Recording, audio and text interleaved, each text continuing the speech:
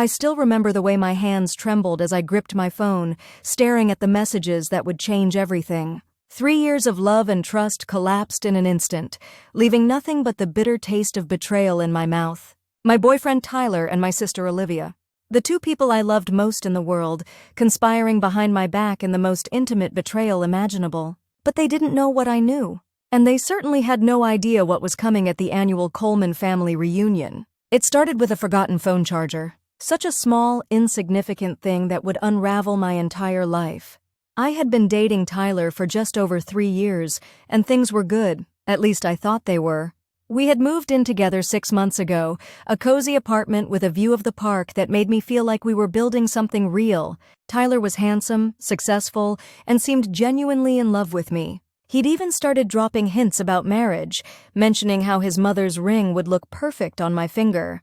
That Tuesday evening, Tyler had left for a business dinner with clients, something that had become more frequent as he climbed the corporate ladder at his investment firm. I was proud of him, even when it meant more nights alone. I had settled in for a quiet evening with a glass of wine and the novel I'd been neglecting, when I realized my phone was about to die and I'd left my charger at work. Tyler won't mind if I borrow his, I murmured to myself, padding across our bedroom to his nightstand where he usually kept his spare charger. I pulled open the drawer and rummaged past his watch case and loose change. No charger. Frowning, I tried the second drawer, and that's when I noticed his old phone tucked in the back corner. Tyler had upgraded a few months ago, complaining that his previous phone was glitchy and unreliable. Seeing it there, I remembered he'd mentioned keeping it as a backup. Maybe the charger's in here, I thought, picking up the phone. To my surprise, it turned on immediately, clearly not as dead as he'd claimed. I swiped open the screen, not expecting it to unlock, but it did. No password protection. Something cold and uneasy settled in my stomach. A warning, perhaps, that I shouldn't look further. But curiosity, or fate, pushed me forward, and I opened his messaging app. The most recent conversation was with my sister, Olivia. Olivia was 2 years younger than me, always the family favorite with her perfect blonde hair and effortless charm. We'd been close once but drifted apart after college. Still, she was my sister. We shared Sunday dinners at our parents' house twice a month and celebrated holidays together. She'd even helped us move into our apartment, cheerfully arranging decorative pillows while telling me how lucky I was to have found someone like Tyler. With growing dread, I tapped on their conversation. The messages dated back 7 months, just weeks after we moved in together. Tyler, miss you already. How are we going to survive the Sunday dinner tomorrow? Your sister doesn't suspect anything, does she? Olivia. God, no. Clueless as always. Just don't stare at me like you did last time. Almost gave us away. Tyler, can't help it. Thinking about yesterday afternoon. Your skin is incredible. I felt sick, the phone nearly slipping from my suddenly clammy hands. I kept scrolling, each message worse than the last. Photos exchanged that burned into my retinas. Details of their encounters, often occurring when I was working late or visiting friends. Plans made, lies coordinated. They even had the audacity to joke about me, my trusting nature, my obliviousness. Olivia, she's talking about the future again. House in the suburbs, kids, the whole package. Tyler, just play along for now. I'll figure it out. Olivia, you better. I'm not waiting forever. My heart hammered so hard I thought it might break through my ribs. 7 months. 7 months they had been carrying on behind my back. All those business dinners. All those times Olivia suddenly couldn't make it to family gatherings, only for Tyler to receive an emergency work call. An hour later, the room spun as I collapsed onto the edge of the bed, our bed, where he had probably imagined her while lying next to me. I don't know how long I sat there, scrolling through message after message, each one another knife in my heart. Tears streamed down my face, but I felt strangely detached from them, as if someone else were crying through my eyes. Then I heard it, the key in the front door. Tyler was home early. In a panic, I switched off the phone and shoved it back in the drawer, wiping furiously at my face. I couldn't confront him yet. Not like this, a sobbing mess without a plan. Somehow I made it to the bathroom just as he called out my name, locking the door behind me. Emma? You home, babe? I stared at my reflection. Red-rimmed eyes, blotchy cheeks, the picture of heartbreak. Just a minute, I called back, my voice impressively steady despite the scream building in my throat. In the bathroom! I splashed cold water on my face, took 3 deep breaths and made a decision. He wouldn't know that I knew. Not yet. Not until I figured out what to do. When I emerged, I had plastered on a smile so fake it hurt my cheeks. Tyler stood in our kitchen, Italian takeout spread across the counter, my favorite pasta from the little place 3 blocks over. Surprise! Meeting ended early, so I thought I'd bring dinner home. He smiled that perfect smile, the one that had made me fall for him in the first place. Only now I could see the lie behind it. My stomach churned at the thought of eating anything, but I forced myself forward. "That's so sweet," I said, accepting his kiss on my cheek like it wasn't burning a hole through my skin. "You okay? Your eyes look a little red," he said, brushing a strand of hair from my face with such convincing tenderness that for one insane moment I wondered if I had imagined everything. "Just allergies," I lied, matching his deception with my own. "And I was reading that sad novel." He nodded, accepting this without question, and began serving pasta onto plates as if he hadn't betrayed me in the most fundamental way possible, as if my sister hadn't betrayed me. That night was the greatest performance of my life. I ate small bites of pasta that tasted like nothing. I laughed at his stories about work. I even managed to return his casual touches without flinching. And later, when he reached for me in bed, I faked a migraine, unable to bear the thought of his hands on me when they had so recently been on my sister. As he slept peacefully beside me, I stared at the ceiling, tears silently soaking my pillow. My mind raced through every moment of the past 7 months, reinterpreting every late night, every text message, every time he'd seemed distant. The signs had been there all along, but I'd been too trusting, too in love to see them. By morning, the shock had begun to crystallize into something harder, colder. I called in sick to work, something I never did, and waited until Tyler left for the day, pressing another fake kiss to his cheek and waving goodbye like a dutiful girlfriend. The moment the door closed behind him, I ransacked his side of the bedroom. I found the old phone again and took screenshots of the most damning messages, emailing them to myself before returning it exactly as I'd found it. Then I sat at our dining table with a cup of coffee gone cold and really thought about what I wanted to do. The obvious answer was to confront them both, scream until my voice gave out, pack my things, and leave. But something deep inside me rejected that option.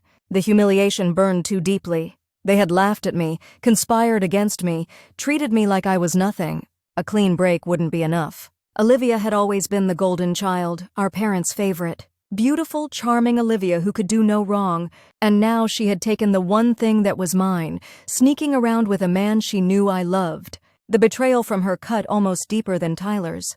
No, I decided as anger hardened in my chest where love had once lived. They deserved more than a simple confrontation. They deserved to feel every ounce of the humiliation and pain they had caused me. And then, like a dark gift from the universe, I remembered. The Coleman family reunion was coming up in 8 weeks.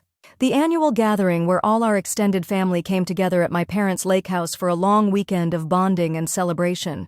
Olivia always shined at these events, the darling of the family. Tyler had become a welcome fixture as well, charming our relatives with his wit and helping my father with the barbecue. This year would be different. This year, I would make sure everyone saw them for who they truly were. The first few days after discovering the affair were the hardest. I moved through life like a ghost, going through the motions at work, pretending everything was normal with Tyler. At night, I'd lie awake beside him, my mind churning with dark thoughts and plans for revenge. Sometimes I'd slip out of bed and cry silently in the bathroom, muffling my sobs with a towel so he wouldn't hear. The pain came in waves. One moment I'd be functioning, almost forgetting what I knew. The next, a memory would surface. Tyler and I dancing in the kitchen, Olivia helping me choose my dress for last year's Christmas party, and the betrayal would hit me anew, stealing my breath and bringing fresh tears. I avoided my sister's calls, claiming work was too busy for our usual catch-ups. I couldn't trust myself to speak to her without breaking down or revealing what I knew. Tyler noticed my distance but attributed it to stress at the office. I let him believe that, nodding when he suggested I take more time for self-care. "Maybe you should have lunch with Olivia," he suggested one evening, the casual cruelty of it making me dig my nails into my palms until they left half-moon indents. "You always feel better after sister time." I smiled tightly. "Maybe next week." By the end of the first week, the acute pain had begun to dull into something more manageable, a constant ache rather than a stabbing wound. And as the pain receded, clarity emerged. I needed a plan, something meticulously crafted, something that would ensure maximum impact. I created a new email account and began documenting everything. Screenshots of their messages, notes about Tyler's supposed business dinners, with times and dates, which I could now cross-reference with his communications with Olivia. I even found credit card statements showing his purchases at restaurants and hotels on days he'd claimed to be working late. I realized with growing fury that he'd taken her to places we had once considered our spots. The Italian bistro where we'd had our first date, the boutique hotel downtown where we'd stayed to celebrate our second anniversary. Nothing was sacred to them. Nothing was spared. Slowly, methodically, I created a digital record of their betrayal, evidence so overwhelming that no one could deny the truth of what they'd done. Meanwhile, I maintained my facade of normalcy. I was the perfect girlfriend, attentive, loving, unsuspecting. Each kiss I gave Tyler felt like acid on my lips, but I persisted. Each time he touched me, I wanted to scrub my skin raw, but I leaned into his caresses instead. Every lie he told about where he was going or who he was with, I accepted with a smile, all while making mental notes to add to my growing file of evidence. The family reunion became my fixed point, the target date around which all my plans revolved. 8 weeks to prepare. 8 weeks to ensure that when I finally revealed the truth, it would be devastating, public, and absolute. 3 weeks after discovering the affair, I ran into Olivia at the grocery store, an encounter I'd been dreading but knew was inevitable in our small town. My heart raced as I spotted her blonde head in the produce section, examining avocados with undeserved concentration. For a moment, I considered abandoning my cart and fleeing, but something perverse in me wanted to see her up close, to watch her lie to my face. "Emma!" Her face lit up with practiced sisterly affection when she spotted me. "I've been trying to call you for weeks.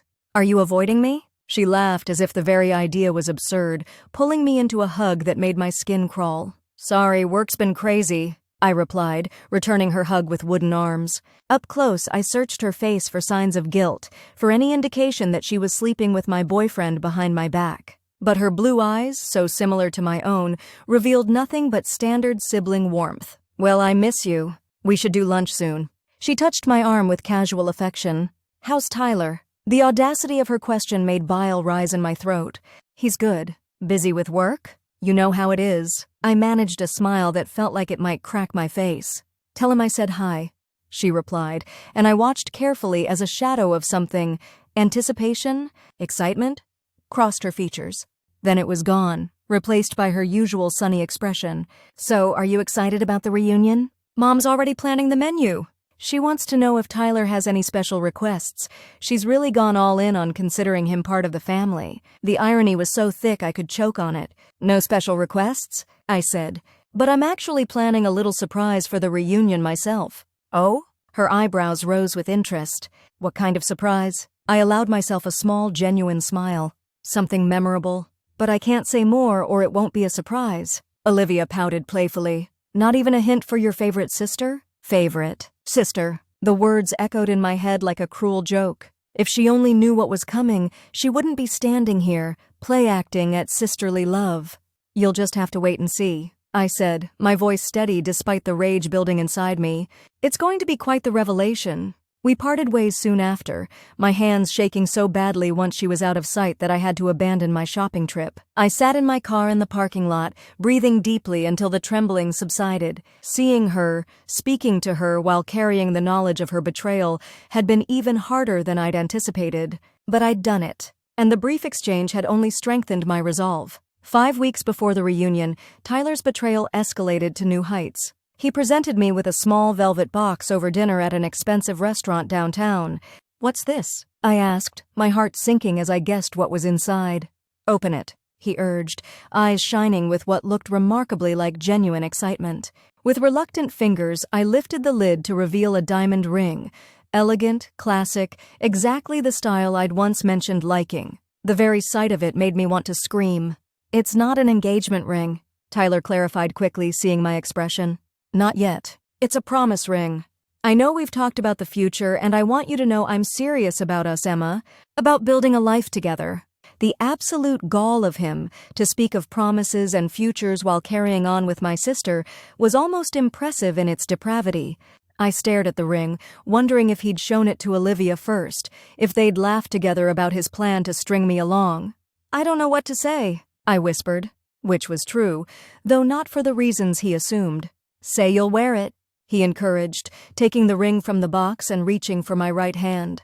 Say you believe in us as much as I do. I allowed him to slide the ring onto my finger, feeling nothing but cold determination as it settled into place. It's beautiful, I managed, the lie tasting bitter on my tongue. Thank you, Tyler beamed, clearly pleased with my reaction. I love you, Emma. More than anything. I love you too. I responded automatically, the words hollow and meaningless now.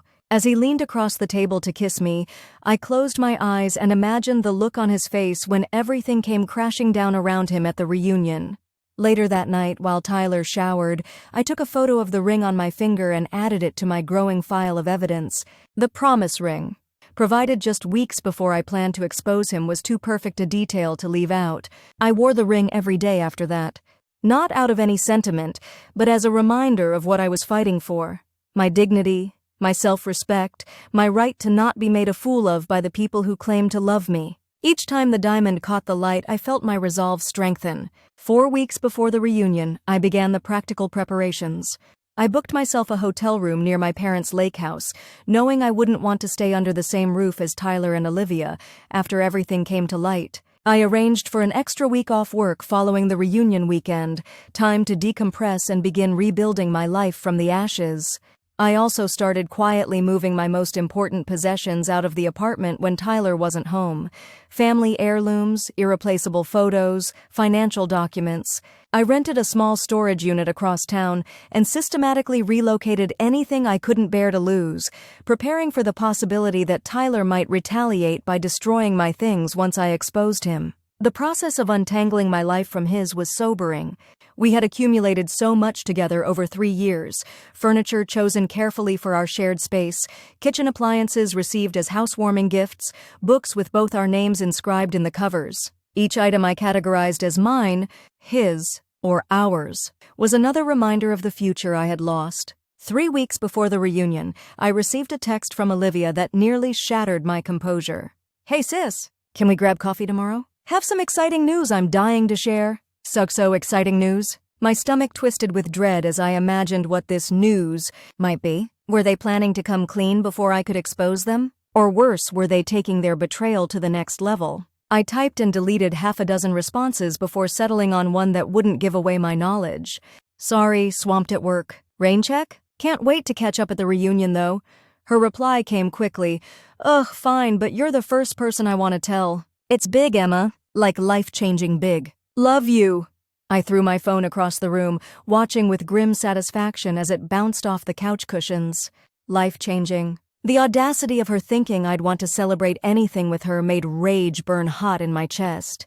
That evening, when Tyler returned home, I watched him carefully for any signs of what Olivia's news might be. He seemed normal, if I could call his habitual lying and cheating normal, bringing me flowers just because, and suggesting we order takeout from my favorite Thai place. As we ate, he casually mentioned that he had a business trip coming up the week before the reunion.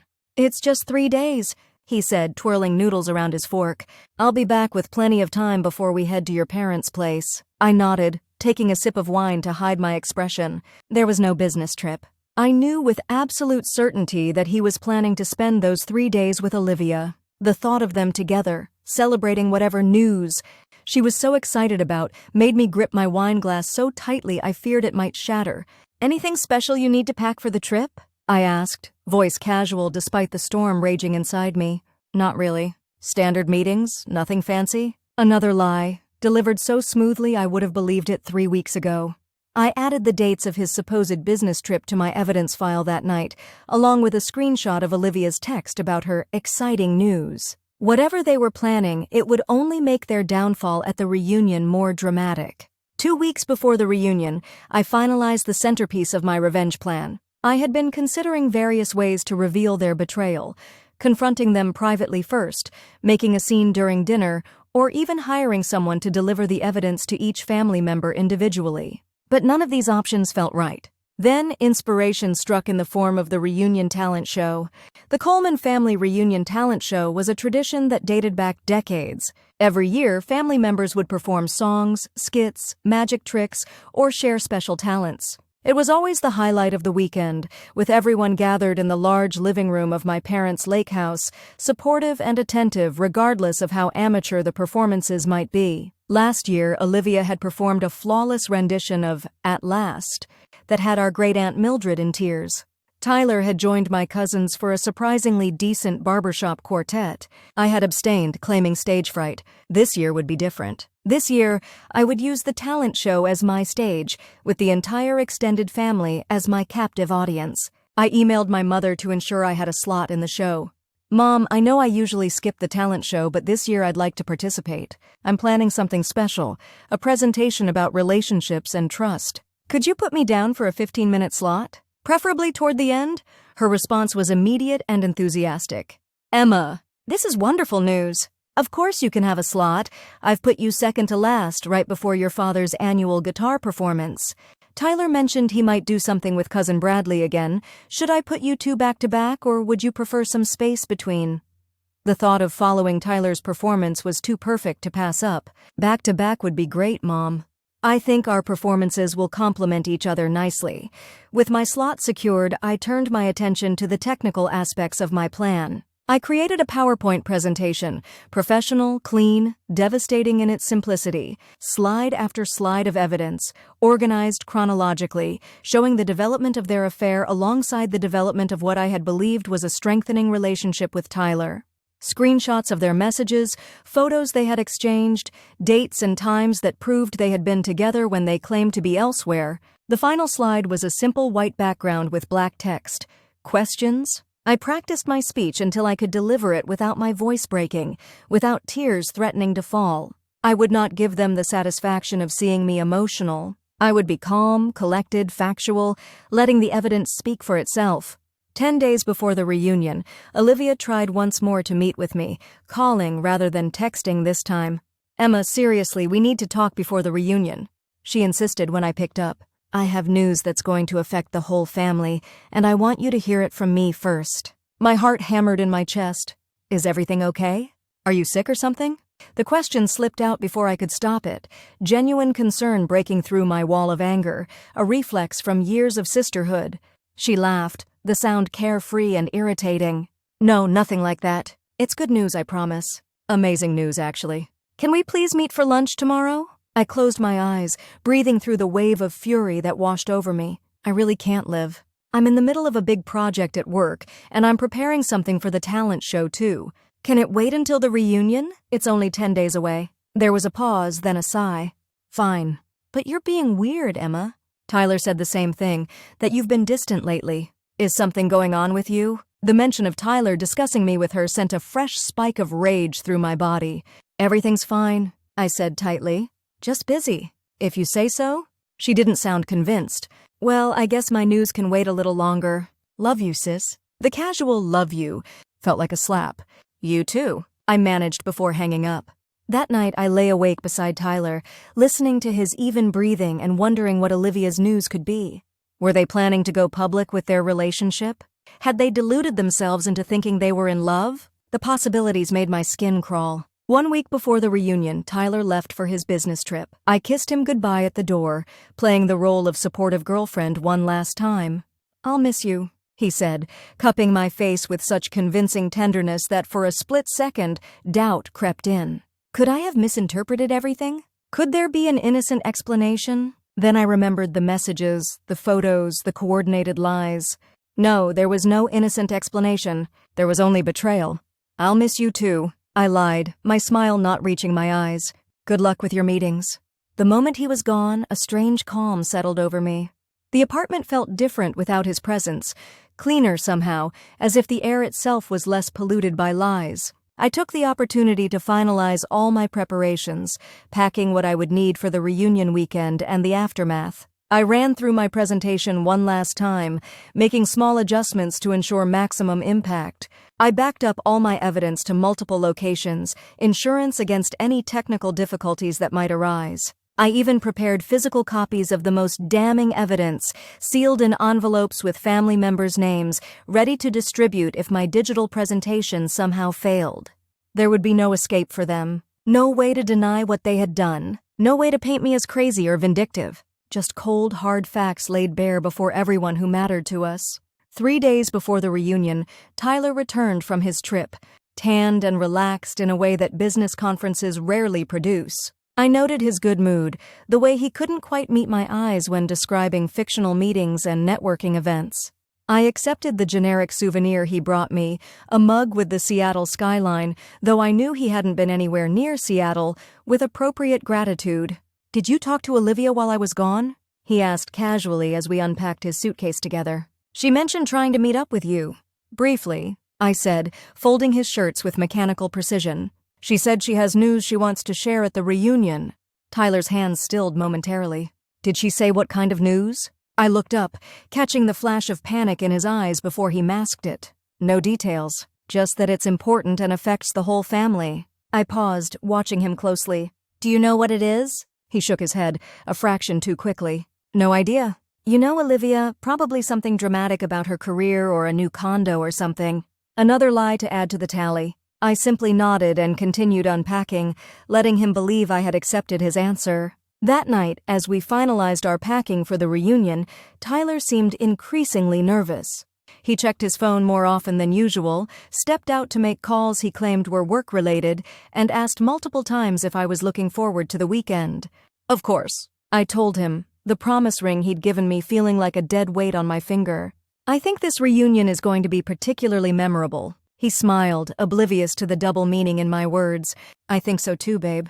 "I think so too." The day before we were set to leave, I made one final check of my preparations. Evidence secure in multiple formats. Hotel reservation confirmed. Post-reunion plan in place. A small overnight bag hidden in my car with essentials I would need after everything exploded. I felt strangely calm as I reviewed it all.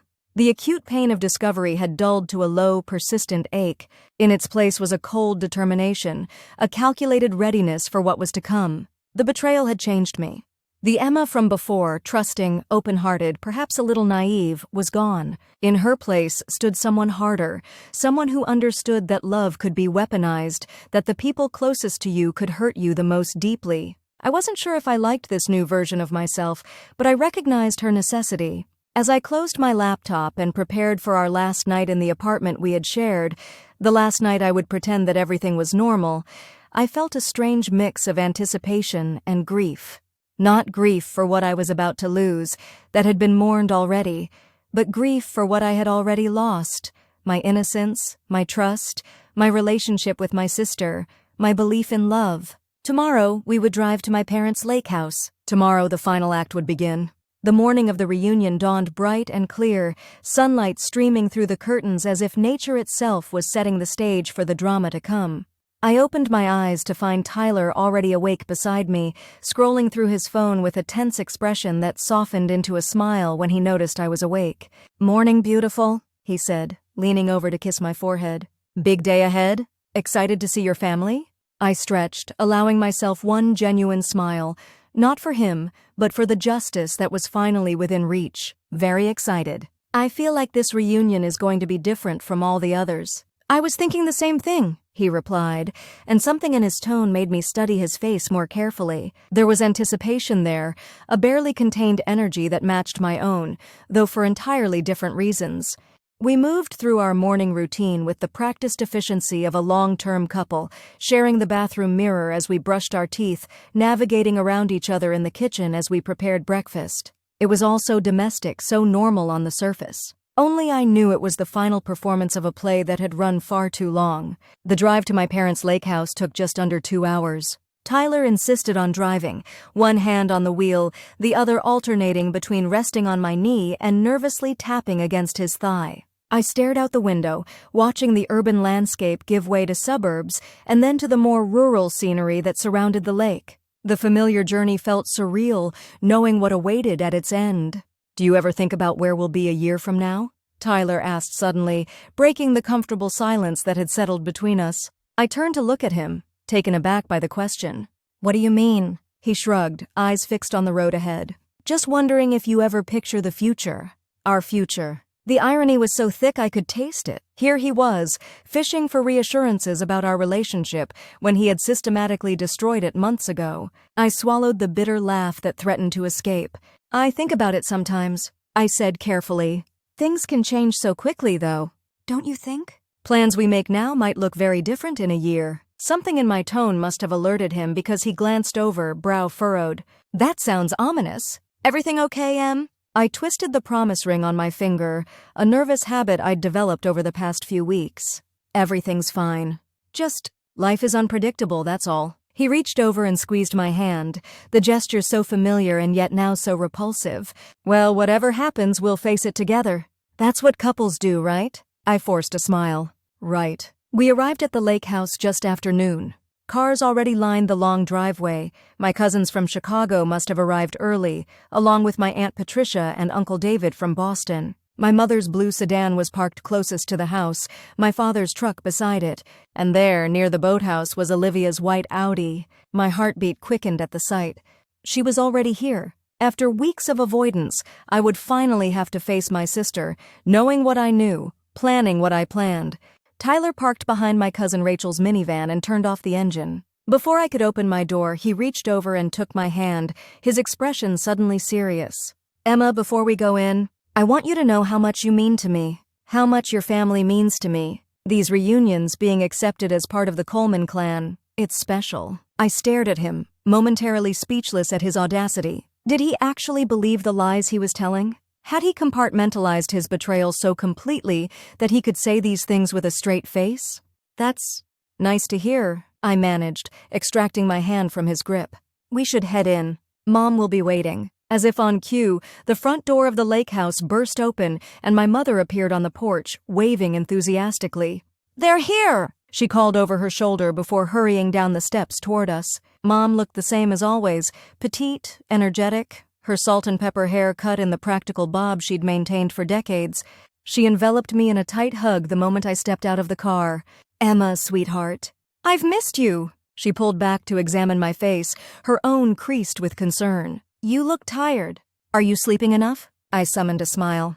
Work's been busy. I'm fine, Mom, really. She tutted disapprovingly before turning to embrace Tyler with equal enthusiasm. Tyler! So good to see you.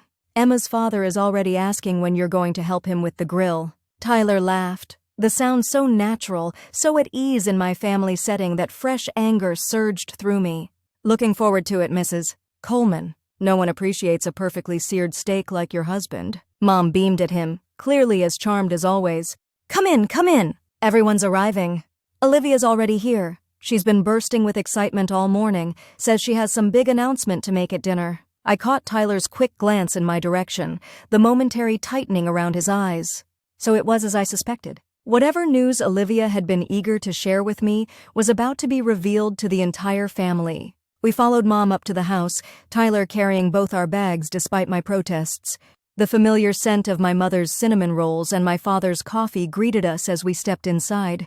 The lake house hadn't changed. The same comfortable furniture, the same family photos lining the walls, the same picture window overlooking the dock and the sparkling water beyond. Family members called out greetings from various corners. My father emerged from the kitchen, wiping his hands on a dish towel, his face breaking into a wide smile at the sight of us.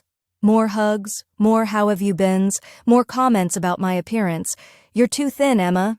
From Aunt Patricia, you look like you need a vacation. From Uncle David, I moved through it all on autopilot, accepting hugs, answering questions, smiling at appropriate intervals. All the while, my eyes scanned the room for Olivia. I spotted her by the fireplace, deep in conversation with our cousin Sarah. She looked radiant, her blonde hair longer than when I'd last seen her, her skin glowing with a light tan, her sundress showing off well-toned arms. When she looked up and saw me, her face lit up with what appeared to be genuine delight.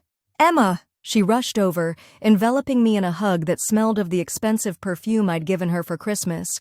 Finally! I've been waiting all morning. I returned her embrace stiffly, fighting the urge to push her away. Hey, Liv. You look happy. She pulled back, her blue eyes, so like my own, sparkling with excitement. I am so happy. You have no idea. She glanced over my shoulder, and her expression softened further. Tyler! There you are! I turned to see Tyler approaching, his smile fixed in place. Olivia. He greeted her, accepting her quick hug with what I now recognized as carefully controlled tension. Good to see you. An outsider would have seen nothing amiss in this exchange, just family members greeting each other warmly. But I caught the lingering touch of her hand on his arm, the meaningful glance they exchanged, the slight flush that rose on my sister's cheeks. "So, this big news of yours?" I said, interrupting their silent communication. "Mom says you're making an announcement at dinner?" Olivia's smile widened. "Yes. I can't wait.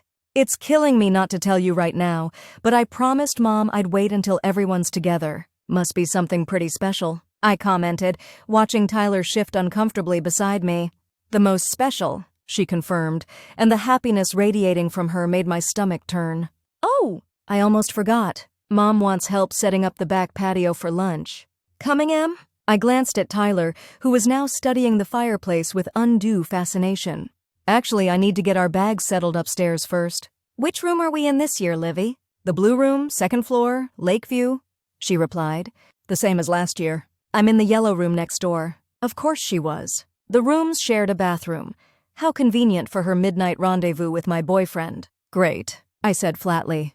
"I'll see you at lunch then." As Tyler and I climbed the stairs to our assigned room, I felt his eyes on me, watchful and wary. Had he noticed something in my interaction with Olivia? Was he beginning to suspect that I knew? The blue room was exactly as I remembered from previous reunions. Nautical-themed decor, a comfortable queen bed with a handmade quilt, windows that opened onto a stunning view of the lake. Tyler set our bags down by the dresser and turned to me. "You okay?" he asked, studying my face. "You seem tense." I sat on the edge of the bed, suddenly exhausted by the weight of my knowledge and the effort of maintaining my facade. Just tired. And curious about Olivia's big announcement. He came to sit beside me, close but not touching. "Whatever it is, it'll probably steal the show. You know how your sister loves to be the center of attention." There was something off in his tone, not quite contempt, but not the affection he usually feigned when speaking about Olivia. "Interesting." "Well," I said, standing abruptly, "we should head down for lunch. Don't want to keep the family waiting." The afternoon unfolded in a blur of familiar reunion activities. Lunch on the back patio, where conversation flowed around topics safe and mundane, work updates, local politics, Cousin Rachel's children's achievements. I picked at my food, hyper-aware of Tyler seated beside me, of Olivia across the table, of the occasional glances they exchanged when they thought no one was looking. After lunch came the traditional activities, swimming for those brave enough to face the still cool lake water, hiking for the more energetic family members, board games on the porch for others. I declined all invitations, claiming a headache and retreating to the dock with a book I had no intention of reading. From my vantage point, I could observe without participating. I watched Tyler join my father and uncles at the grill, laughing and accepting a beer, playing his role of dutiful future son-in-law to perfection. I saw Olivia help my mother arrange flowers for the dinner table, their heads bent together in conversation that occasionally resulted in my mother's surprised laughter. They were both so convincing, so at ease in their deception. How long had they planned to continue this charade? Would they have ever told me the truth if I hadn't discovered it myself? As the afternoon waned and dinner preparations began in earnest, I returned to the house to shower and change. The talent show would follow dinner, and I needed to prepare both mentally and physically for what was to come. In our room, I found Tyler changing into a button-down shirt that I had given him for his birthday last year. The sight of him wearing my gift while planning to support my sister's big announcement, whatever it might be, sparked a fresh wave of rage that I quickly suppressed. "Nice shirt," I commented, keeping my voice neutral. "Special occasion?" He glanced down as if surprised by his own choice. "Just thought I'd dress up a bit for dinner. Your mom mentioned it's a semi-formal thing tonight." Another lie. My mother never enforced dress codes at family gatherings, but I nodded as if this made perfect sense and selected my own outfit with care. A deep blue dress that I knew was flattering, paired with the silver necklace Tyler had given me for our second anniversary. A reminder of what he was throwing away, what he had already betrayed. Dinner was served at 7. The extended Coleman family gathered around the massive dining table my grandfather had built decades ago. 22 of us in total, from elderly great-aunt Mildred to 5-year-old cousin Ella, with my parents presiding from opposite ends of the table. The meal was typical reunion fare: my father's famous grilled steaks, my mother's scalloped potatoes, various salads and sides contributed by aunts and cousins. Wine flowed freely, conversation grew louder as the meal progressed, and through it all I watched Olivia fidget with barely contained excitement. Finally, as dessert was being served, my Aunt Patricia's legendary chocolate cake, my mother tapped her glass with a spoon, calling for attention. Before we dig into this delicious cake, I believe Olivia has something she'd like to share with everyone. All eyes turned to my sister, who stood practically vibrating with happiness. I gripped my napkin under the table, bracing myself for whatever was coming. "Thank you, Mom," Olivia began, her voice clear and confident. "I wanted to wait until we were all together because you're the most important people in my life, and this is the most important thing that's ever happened to me." She paused, her eyes scanning the table before, to my shock, landing on Tyler.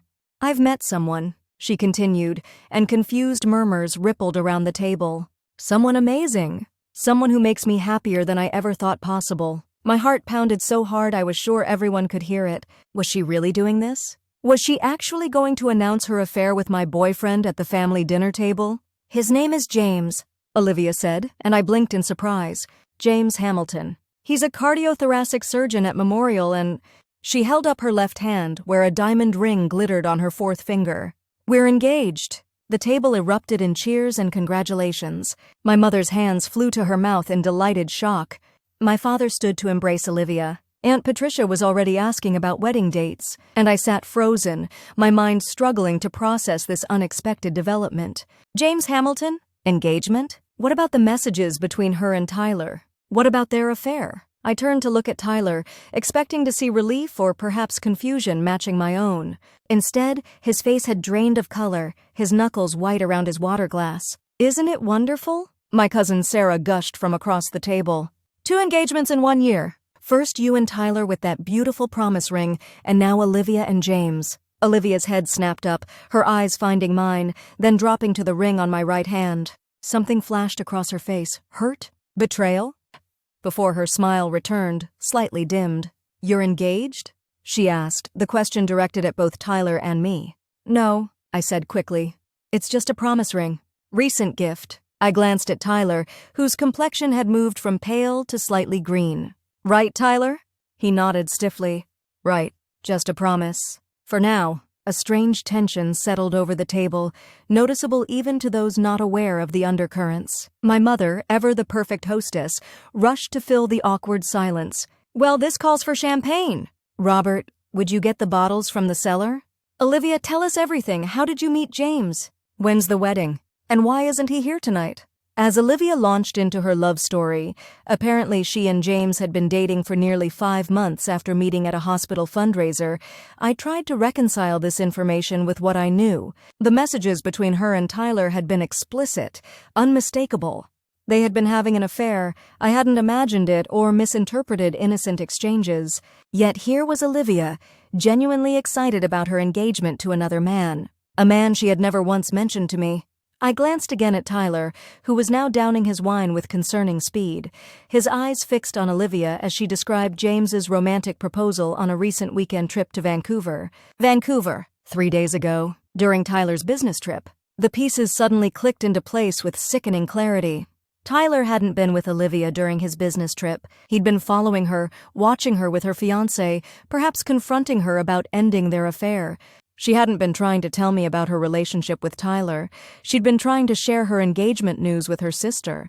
And Tyler's panic, his tension throughout the day, it wasn't about their affair being exposed. It was about Olivia choosing another man, making their betrayal of me essentially meaningless. The realization didn't lessen their culpability, but it added a new layer of pathetic desperation to Tyler's character that made my planned revenge seem almost excessive. Almost. Because regardless of Olivia's current engagement, she and Tyler had still carried on behind my back for months. They had still lied, betrayed, and disrespected me in the most intimate way possible. That hadn't changed, even if their affair apparently had.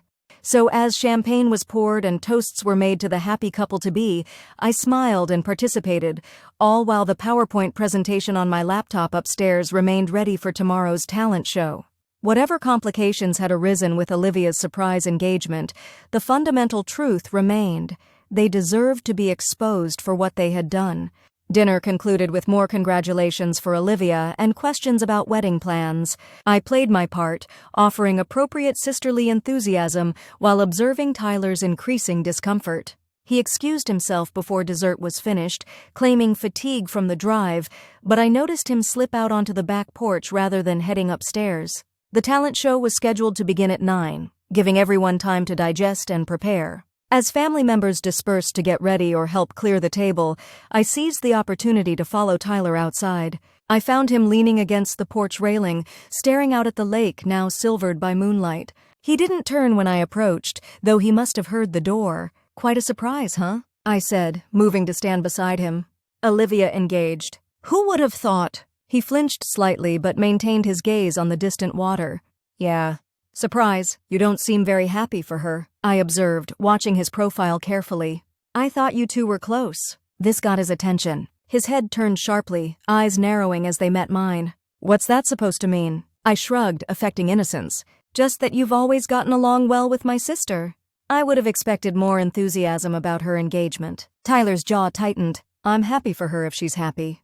I just have a headache. Might skip the talent show tonight." "Oh, you can't do that," I said, letting a hint of steel enter my voice. "I'm performing this year, right after you, actually. I was counting on your support." Surprise flickered across his face. "You're in the talent show? Since when do you perform?" "Since I had something important to share," I replied, holding his gaze until uncertainty clouded his eyes. "Something I think the whole family should see." For a long moment we stared at each other, the pretense of normalcy between us wearing dangerously thin. Then Tyler looked away first, pushing off from the railing. "I should go practice with Bradley." "The quartet thing?" "Of course," I said, stepping aside to let him pass.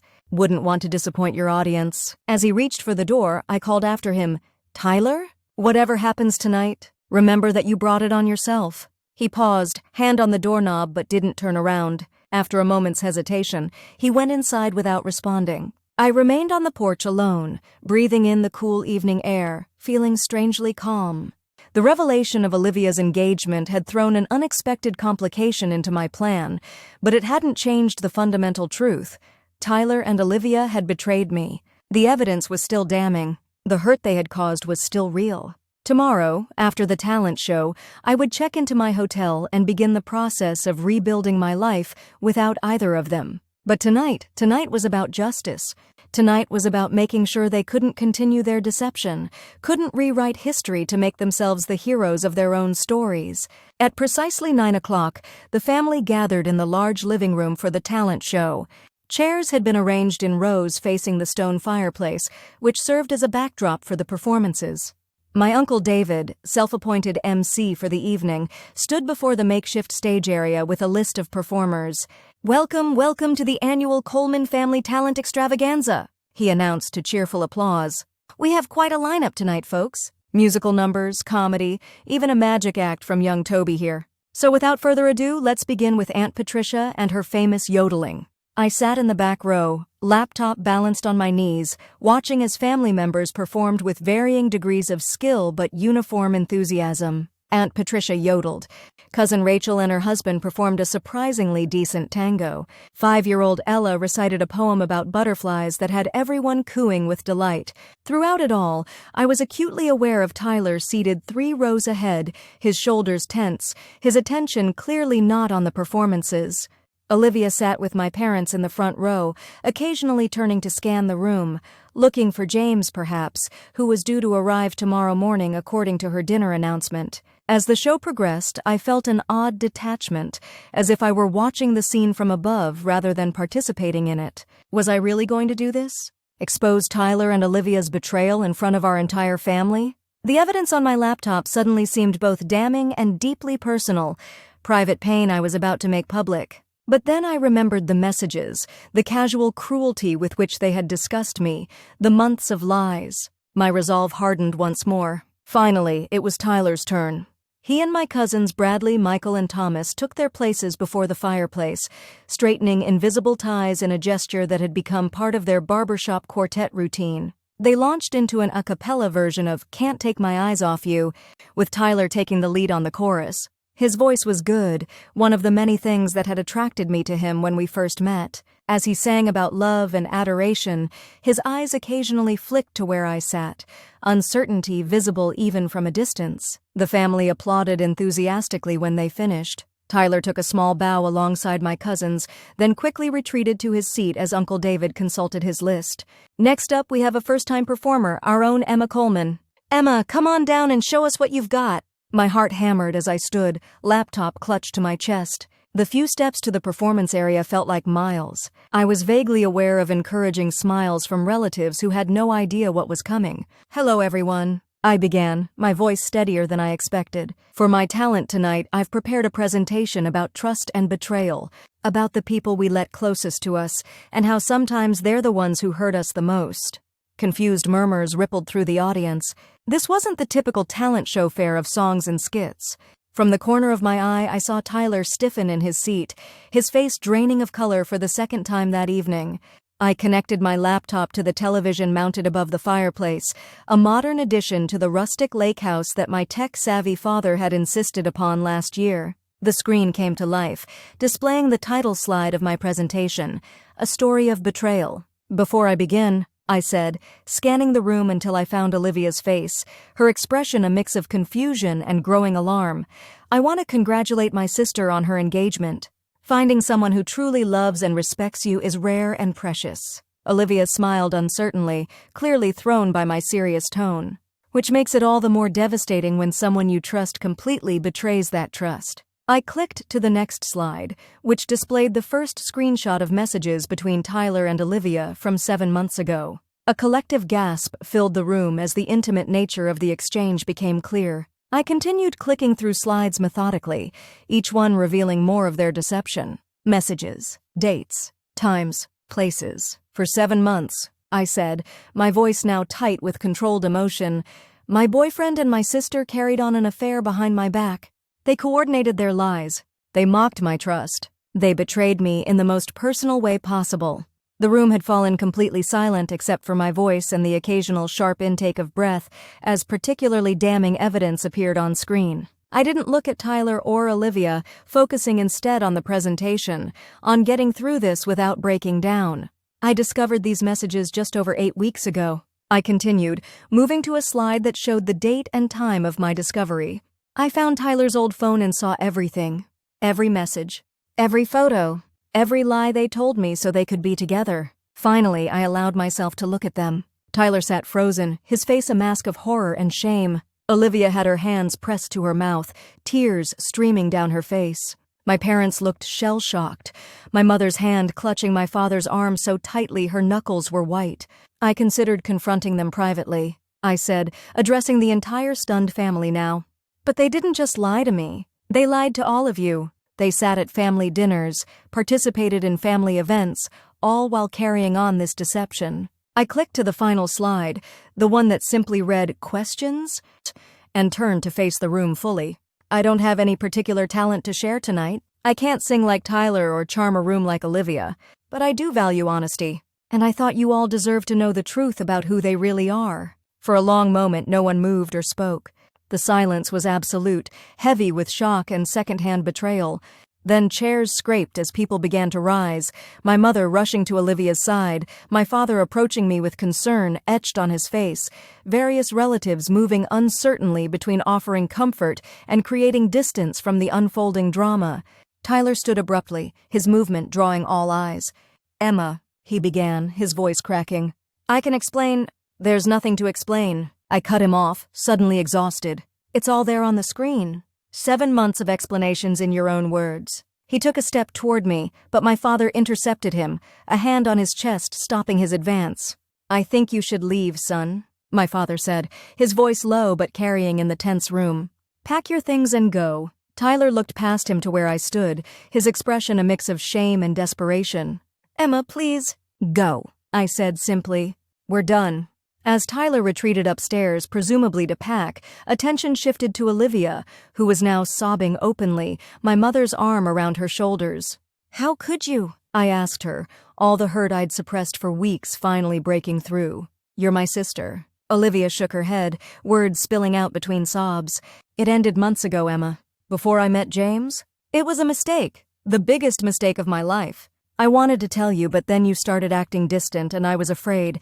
And then I met James and everything changed. Enough, my mother interrupted, her voice sharper than I'd ever heard it. Not here, Olivia. Not like this. The family talent show had devolved into chaos, with relatives either attempting to help manage the situation or discreetly withdrawing to give us privacy. Uncle David, ever the responsible MC, tried to salvage the evening by suggesting we take a break before the final performances, but it was clear the show was over. I disconnected my laptop from the television, ignored the concerned questions and sympathetic touches from relatives, and headed for the door. I needed air. I needed space. I needed to be away from the pity and shock on everyone's faces. Outside, the night was cool and quiet, the lake a vast darkness before me. I made my way to the dock, sat on the edge, and finally allowed myself to feel everything I'd been holding back, the pain, the anger, the grief, but also, unexpectedly, relief. The truth was out. The weight of carrying it alone for 8 weeks had been lifted. I don't know how long I sat there before I heard footsteps on the wooden planks behind me. I didn't turn, expecting my father or perhaps an aunt come to offer comfort. Emma, Tyler's voice. I stiffened but didn't look at him. I'm leaving, he said after a moment of silence. Your dad's driving me to a motel in town. I needed to say something first. There's nothing you can say that would matter, I replied, still facing the water. I know, he sounded defeated. What we did, it was unforgivable. I'm not asking for forgiveness. I just want you to know it wasn't about you. It wasn't because you weren't enough or because I didn't love you. A bitter laugh escaped me. That's supposed to make me feel better? That you loved me while you were sleeping with my sister? No. I heard him shift his weight behind me. Nothing will make this better. I'm sorry, Emma. Truly sorry. Goodbye, Tyler, I said, the finality in my voice unmistakable. After a moment, I heard him turn and walk away, his footsteps fading back toward the house. Only then did I allow the tears to come, silent and cleansing as they rolled down my face and dripped into the dark water below. Eventually, another set of footsteps approached, lighter, hesitant. Olivia. I tensed, preparing for another confrontation, but she stopped several feet away. I'm not staying, she said quietly. Mom and Dad think it's best if I go to a hotel tonight. James is coming to get me. I said nothing, and after a moment she continued, her voice thick with tears. What I did was inexcusable. I betrayed you in the worst possible way, and I will regret it for the rest of my life. I don't expect you to forgive me, not now, maybe not ever. But I need you to know that I ended it with Tyler months ago before I met James. It doesn't make it right, doesn't make it any less horrible, but it wasn't ongoing. Not recently. Does James know? I asked, finally turning to look at her. In the moonlight, her face was pale and tear-stained, her usual confidence nowhere to be seen. She nodded miserably. I told him a month ago. About Tyler. About how I'd betrayed my sister. He was devastated for you. Angry with me. We almost didn't make it. But he believes in second chances, in redemption. I'm trying to be worthy of that belief. I turned back to the lake, unable to look at her any longer. I hope you will be, for his sake. I heard her inhale sharply, a suppressed sob. I love you, Emma. I know that means nothing right now, but it's true. I always have. What I did, it wasn't about not loving you. It was about being selfish and weak and terrible. Goodbye, Olivia, I said, echoing my dismissal of Tyler. Unlike Tyler, she didn't immediately leave. The family knows you're staying. Dad put your bag in your car. I hope someday we can talk. Really talk. When I didn't respond, she finally retreated, her footsteps fading just as Tyler's had. Alone again, I gazed out at the lake, feeling oddly empty. The revenge I had planned for 8 weeks had been executed perfectly. Tyler and Olivia had been exposed, their betrayal laid bare before everyone who mattered. I should have felt triumphant, vindicated. Instead, I felt hollow. The revenge hadn't erased the pain or restored what I had lost. It had simply drawn a line under it, marking the end of one chapter and the beginning of another. I pulled out my phone and confirmed my hotel reservation for the night. Tomorrow, I would return briefly to the apartment I had shared with Tyler to collect the rest of my belongings. Then I would drive to the small coastal town where I'd booked a beachfront cottage for a week. Time to decompress, to begin healing. As I stood to leave, I caught a glimpse of movement at the house. family members in the windows, watching me with concern. Despite everything, I still had them. People who loved me, who were horrified on my behalf, who would support me through the aftermath of this betrayal. That was something, at least. A foundation to build upon as I began the process of reconstructing my life without the two people I had trusted most. I walked back to the house with my head high, ready to say my goodbyes for the night, ready to assure my worried parents that I would be okay. Because I would be. Not immediately, not easily, but eventually. The revenge was complete. Now the healing could begin. I woke to sunlight streaming through unfamiliar curtains, momentarily disoriented until the events of the previous night crashed back into my consciousness. The talent show. The revelation. Tyler and Olivia's faces as their betrayal was exposed to our entire family. The hotel room I'd checked into after leaving the lake house was generic and soulless. Beige walls, mass-produced artwork, sheets that smelled faintly of industrial detergent. But it had served its purpose, providing a neutral space where I could collapse into exhausted sleep after the emotional hurricane of the evening. My phone showed 17 missed calls and 32 text messages. Most from family members, concerned aunts, supportive cousins, my parents checking if I was okay. 3 calls from Tyler, which I had no intention of returning. None from Olivia. I scrolled through the texts, skimming messages of shock and support. "Emma, we're all here for you." What they did was unforgivable. "Call if you need anything. Aunt Patricia." "Cousin, that took serious guts." "Respect. Let me know if you need help moving your stuff. I have a truck and strong opinions about cheaters." "Bradley, sweetheart, please call when you wake up. We're worried about you. Dad and I love you so much." Mom, the last one, made my eyes sting with fresh tears. I hadn't considered how my parents must be feeling, devastated not just for me but by Olivia's betrayal as well.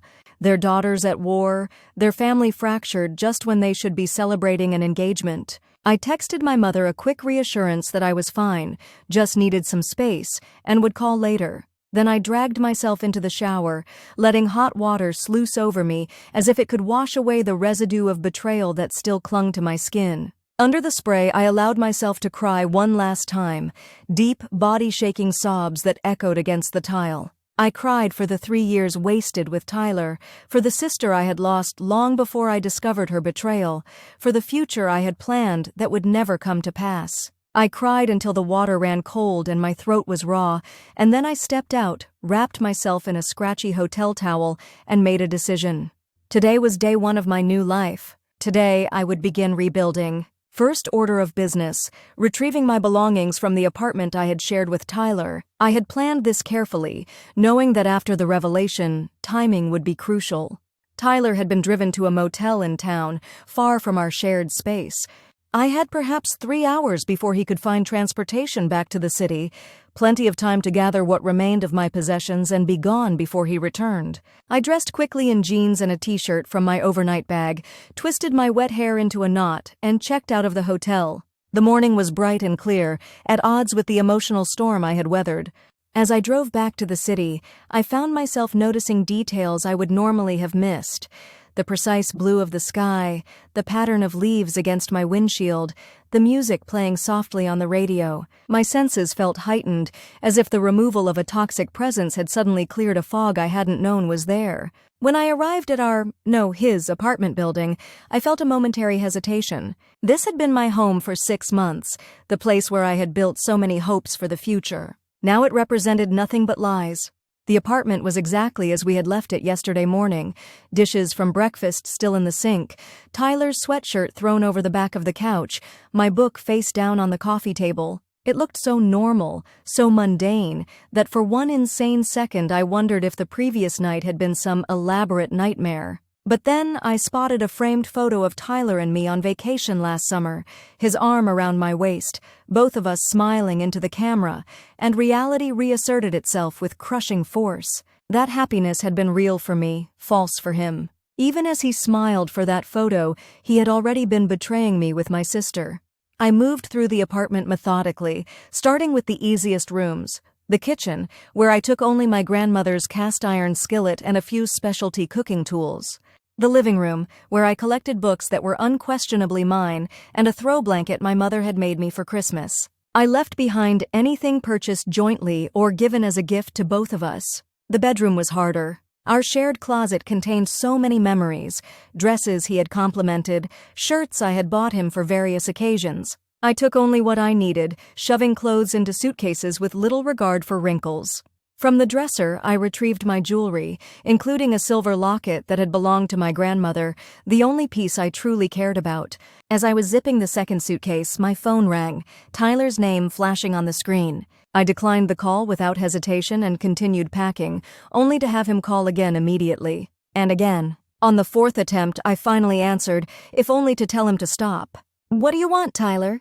My voice sounded foreign to my own ears, hard, cold, nothing like the woman who had loved him for 3 years. "Emma," he breathed, sounding relieved that I had answered. "Where are you? Are you okay?" "I'm fine," I replied flatly. "And where I am is none of your concern anymore. Please," he said, and I could hear the desperation in his voice. "We need to talk.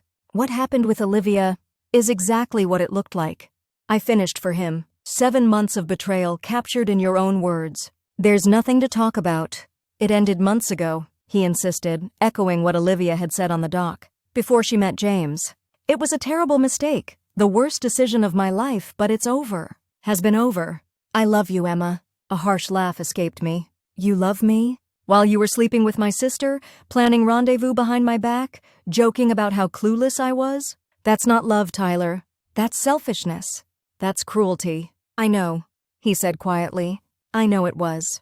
But the last few months since it ended, things between us have been good. Real. The promise ring wasn't just for show. I meant it. I want a future with you."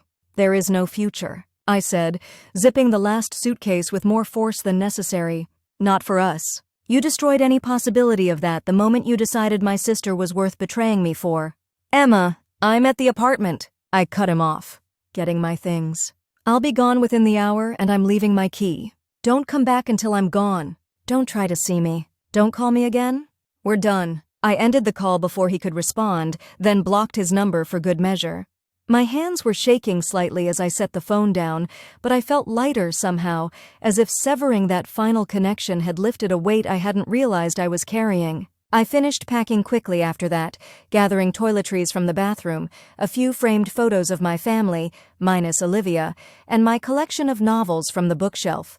The last thing I took was a small ceramic figurine, a fox I had found at a craft fair in our first year together. Tyler had teased me about my fascination with it, but there was something in its sly, knowing expression that had called to me. Now it seemed oddly appropriate to take this crafty creature as I made my own escape. As I loaded the last of my suitcases into my car, I caught sight of our elderly neighbor, Mrs. Abernathy, watching from her doorway with undisguised curiosity. "Moving out, dear?" she called, adjusting her glasses as if to get a better look at the evidence of my departure. "Yes," I replied simply, not wanting to engage in a lengthy explanation. "Trouble in paradise?" She had never been one for subtlety. "I heard raised voices more than once last month. That young man of yours always did seem too smooth to be trusted." I almost smiled at her blunt assessment. "You were right to be suspicious, Mrs. Abernathy. As it turns out, he's not the person I thought he was." She nodded sagely. "Men rarely are, my dear. But you're young and resilient. This will be a footnote in your story, mark my words." I wished I shared her confidence. Right now, the betrayal felt like a chapter heading rather than a footnote, bold and unavoidable on the page of my life. With my car packed and nothing left to delay my departure, I took one final walk through the apartment that had briefly been home. It looked strangely unchanged despite the removal of my presence. A few empty spaces on shelves, some hangers missing from the closet, but otherwise intact. As if I had been the replaceable element all along. I placed my key on the kitchen counter, alongside a note with the coldly practical details he would need. I had paid my share of next month's rent as a final courtesy. All utilities were in his name already. I had changed my mailing address. At the bottom, I had written simply, "Don't contact me again." There is nothing left to say. Stepping out of the apartment for the last time should have felt momentous, but it was oddly anticlimactic. No dramatic music swelled, no sudden downpour matched my mood. Just a quiet click as the door closed behind me, the sound of an ending. I had booked a beachfront cottage in a small coastal town about 3 hours from the city, a place I had visited once in college and remembered for its quiet beauty and relative isolation. It seemed the perfect location to begin the process of rebuilding my life without the constant reminders of betrayal that the city would offer. The drive was therapeutic, windows down, music loud enough to discourage thinking. I stopped only once for gas and coffee, avoiding eye contact with the cashier who cheerfully asked if I was headed somewhere fun for vacation. Fun wasn't the objective. Survival was. The cottage, when I arrived in late afternoon, was exactly as I remembered from the listing. A small, weathered structure perched on a bluff overlooking the ocean, with a wooden deck that practically hung over the water at high tide. Simple furnishings, a serviceable kitchen, and most importantly, absolute privacy. The nearest neighbor was a quarter-mile down the beach. I unpacked only what I needed for the week, leaving the rest in my car. The physical act of arranging my belongings in this temporary space, hanging clothes in the small closet, lining up toiletries in the bathroom, placing my books on the bedside table, felt like the first tentative steps toward reclaiming my identity, separate from Tyler, separate from the betrayal. That evening, I sat on the deck with a glass of wine, watching the sun set over the water in a spectacular display of oranges and pinks that gradually deepened to purple. The beauty was almost painful to witness alone, the kind of moment you instinctively want to share. But I was learning that alone didn't have to mean lonely, that perhaps there was strength in facing the sunset by myself, answering to no one. I finally called my parents as darkness settled over the water. Their relief at hearing my voice was palpable, their concern washing through the phone like a tangible force. "Where are you staying?" my father asked immediately. "Do you need anything? Money? Help moving?" "I'm fine, Dad," I assured him, touched by his practical approach to providing comfort. "I've got a place for the week, and I've already moved my things out of the apartment. I just need some time to think, to figure out what comes next." "Of course you do," my mother interjected. "But you don't have to go through this alone, sweetheart. You have family who love you." "I know," I said, throat tightening unexpectedly. "How are you both doing?" "This can't be easy for you either." There was a pause, the kind that speaks volumes. Then my mother sighed. "It's been difficult. Olivia went to stay with James after she left the lake house. She called this morning, but the conversation didn't go well. Your father is still too angry to speak with her." "And you?" I asked, sensing her conflicted loyalty. "I'm heartbroken," she admitted quietly. "For you, primarily. What she did, what they both did, it's inexcusable. But she's still my daughter, Emma. I can't simply stop loving her, even though right now I don't particularly like her." The honesty in her voice was both painful and appreciated. "I understand, Mom. I don't expect you to choose sides. But we have," my father cut in firmly. "We're on your side, Emma. Unconditionally. What happens with Olivia going forward will depend on a lot of things, including whether you ever feel you can forgive her. But never doubt where our support lies." Tears pricked at my eyes as the knot of tension I had been carrying loosened slightly. I had been so focused on the betrayal by Tyler and Olivia that I hadn't fully processed the fear of losing my family in the fallout. "Thank you," I managed, my voice barely steady. "That means everything." We talked for a while longer, careful, gentle conversation that skirted the rawest edges of pain while acknowledging its presence. They didn't ask about my plans beyond the week, didn't press for details about the confrontation that they had witnessed firsthand. They simply offered their love and support, a safe harbor in the storm. After we hung up, I remained on the deck until the night grew cool enough to drive me inside. The cottage felt both strange and comforting, a blank slate, uncontaminated by memories or expectations. I showered, changed into soft pajamas, and climbed into bed with one of the novels I had brought, hoping to lose myself in someone else's story for a while. But concentration proved impossible. My mind kept returning to the events of the past 24 hours, replaying moments like a film stuck on loop. The shocked faces of my family as the evidence appeared on screen, Tyler's desperate attempts to explain, Olivia's tears on the dock. And beneath those fresh wounds, older memories surfaced. The first time Tyler had canceled plans with a transparently false excuse, the way Olivia had sometimes looked at him when she thought no one was watching, all the signs I had missed or chosen to ignore. I gave up on reading around midnight, setting the book aside and turning off the lamp. In the darkness, with only the sound of distant waves for company, I finally asked myself the question I had been avoiding. Where did I go from here? The revenge I had planned so meticulously was complete. Tyler and Olivia had been exposed, their betrayal made public in the most devastating way possible. I had removed myself from the apartment I had shared with Tyler, cut off communication, begun the practical process of disentanglement. But what next? What did life look like on the other side of betrayal? I had no answers, only the knowledge that tomorrow would come, and the day after that, each one requiring me to put one foot in front of the other until eventually the path forward would become clear. With that less than comforting thought, I drifted into an exhausted sleep. The next several days blended together in a haze of small, deliberate actions focused on self-care and healing. I walked miles along the beach each morning, the rhythmic crash of waves providing a soundtrack to my thoughts. I cooked simple meals for myself, rediscovering the pleasure of eating what I wanted when I wanted, without accommodating another person's preferences. I read books that had languished on my someday list, losing myself in fictional worlds where problems were resolved by the final chapter. My phone remained largely silent. I had blocked Tyler permanently and muted the group chat where concerned relatives continued to dissect the scandal. My parents called daily, their check-ins brief and undemanding. A few close friends, those not connected to Tyler or aware of the situation, texted occasionally, wondering why I had suddenly gone off-grid. I responded with vague references to family drama and promises to explain when I returned. It was a kind of limbo. Peaceful but impermanent, a pause between the life I had lost and whatever came next. By the fourth day, restlessness began to set in. The cottage that had initially felt like sanctuary now seemed confining, a place to hide rather than heal. I needed to start making decisions. Practical ones at first.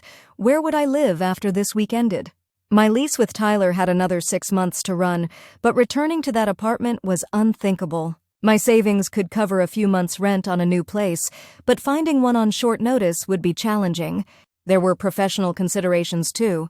My job at the marketing firm was secure but uninspiring, a position I had settled for rather than pursued with passion. Was this upheaval an opportunity to reassess that choice as well? To consider what I really wanted rather than what seemed practical or expected? And then there were the emotional questions, harder to answer but impossible to ignore. Could I ever forgive Olivia? Did I even want to try? What about Tyler? Was clean severance the healthiest choice, or would closure require one final conversation? How would I approach relationships in the future with this new awareness of how thoroughly trust could be betrayed? I was sitting on the beach contemplating these questions on the 5th morning when my phone rang, an unknown number that I almost declined before curiosity got the better of me. "Hello?" I answered cautiously. "Emma? It's James. James Hamilton. Olivia's..." There was an awkward pause. "Olivia's fiancé." I sat up straighter, sand shifting beneath me. "James. I didn't expect to hear from you." "I know this is unconventional," he said, his voice measured, professional, the voice of a surgeon accustomed to delivering difficult news with clarity. "And I'll understand completely if you want to hang up. But I was hoping we could talk." Part of me wanted to end the call immediately. What could this man, this stranger who had chosen to marry my sister despite knowing she was capable of profound betrayal, possibly have to say that would matter to me? But another part, the part that had always sought understanding even in the most painful situations, kept the phone pressed to my ear. "I'm listening." "Thank you," he said, genuine relief in his tone.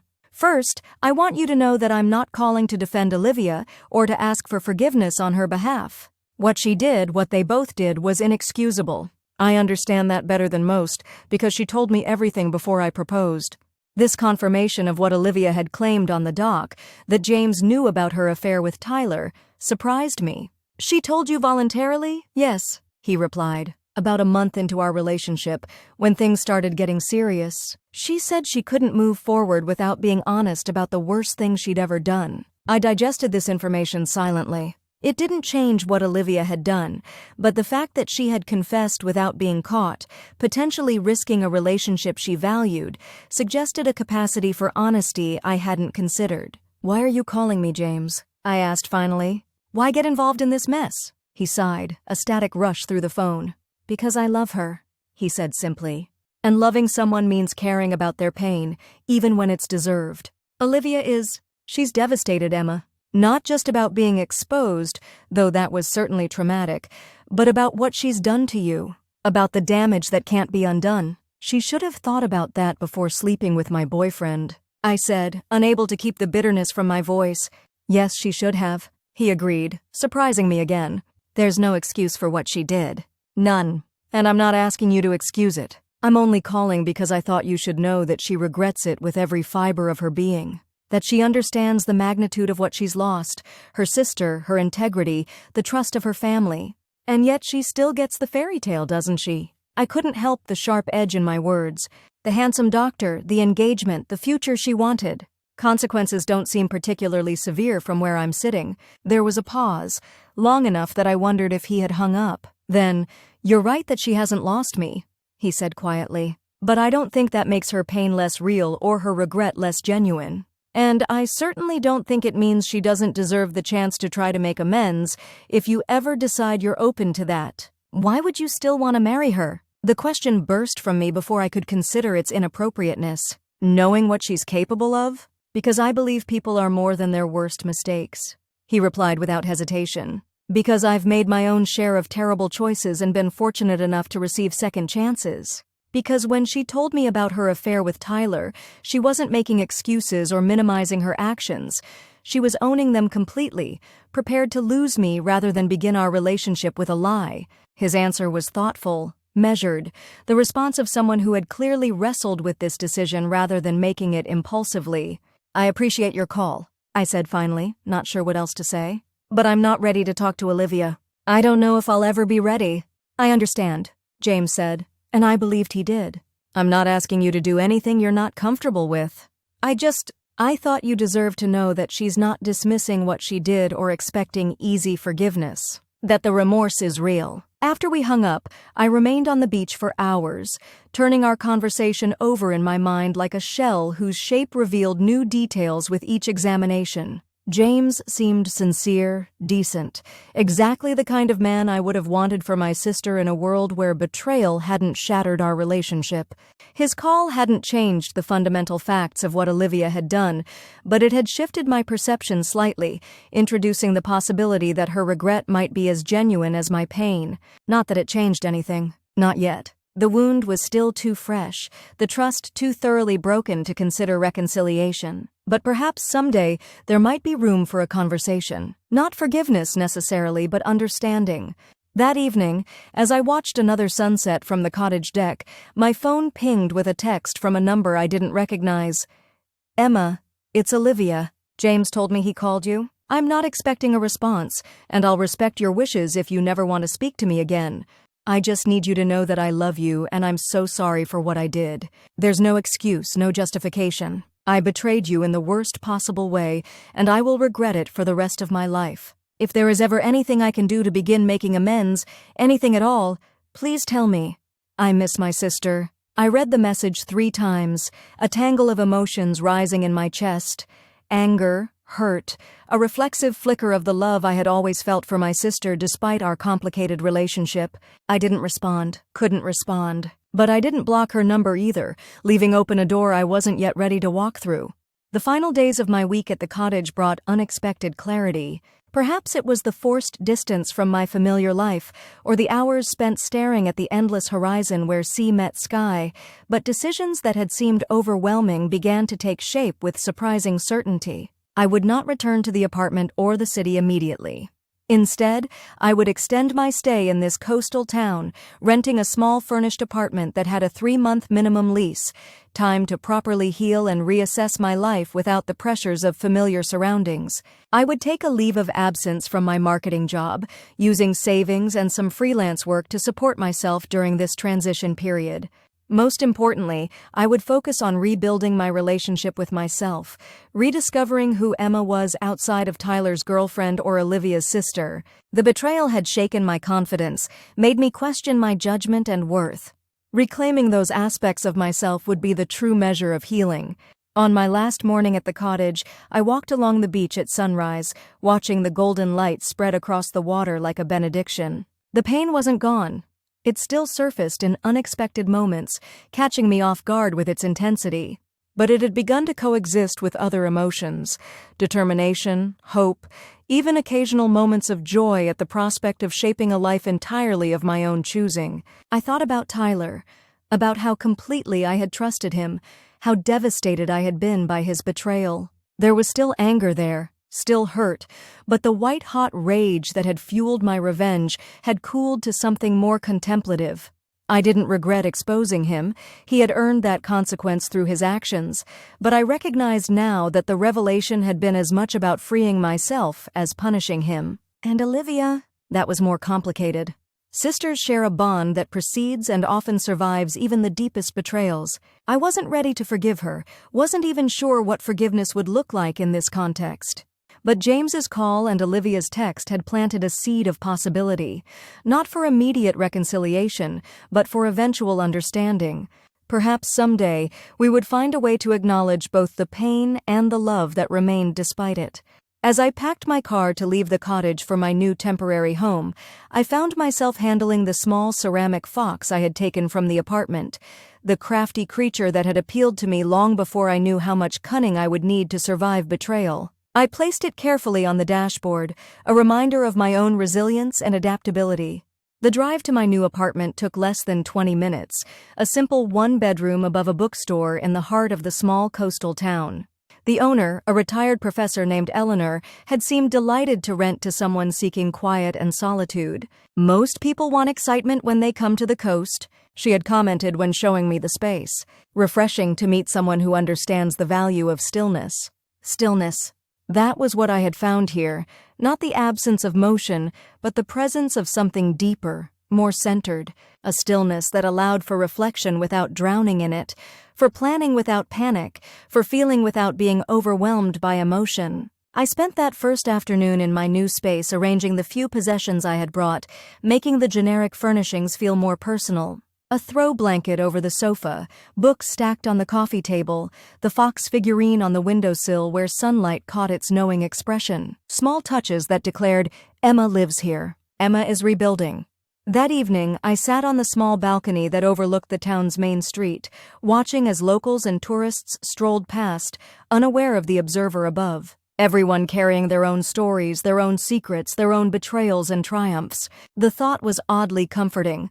I was not unique in my pain, not alone in my struggle to make sense of human complexity. My phone buzzed with a text from my mother. "Thinking of you tonight, sweetheart. Hope your new place feels like home already. Love you." I smiled, typing back, "Getting there. One day at a time. Love you too. One day at a time." It had become my mantra during this period of upheaval, a reminder that healing wasn't a destination but a journey, measured in small steps rather than dramatic leaps. As twilight deepened into true night, I found myself reflecting on the path that had led me here. 8 weeks ago, I had discovered messages that shattered my world. 8 weeks of carrying that knowledge alone, planning my revenge with methodical precision, executing it with a coldness I hadn't known I possessed. And now, the aftermath, not triumph or vindication, but something quieter and ultimately more valuable, the chance to rebuild on my own terms. The revenge had been necessary, a declaration that betrayal would not be tolerated, that my trust had value, that actions had consequences. But it was not the end of the story. It was merely the closing of one chapter and the opening of another, one I would write solely for myself. Tomorrow would bring new challenges, practical matters of work and finances, emotional hurdles of trust and forgiveness, the gradual process of creating a life after betrayal. But tonight, sitting under a sky scattered with stars, I felt something I hadn't expected to feel so soon. Peace. Not complete or permanent, but present nonetheless, a gentle reminder that healing was possible, that the heart could expand again after contraction. The woman who had discovered those messages 8 weeks ago would not have believed this moment possible, this quiet evening alone, yet not lonely, scarred but not shattered, changed but not broken. She would have seen only the betrayal, the ending, the loss. But sitting here now, I could see beyond the betrayal to the beginning it had inadvertently created.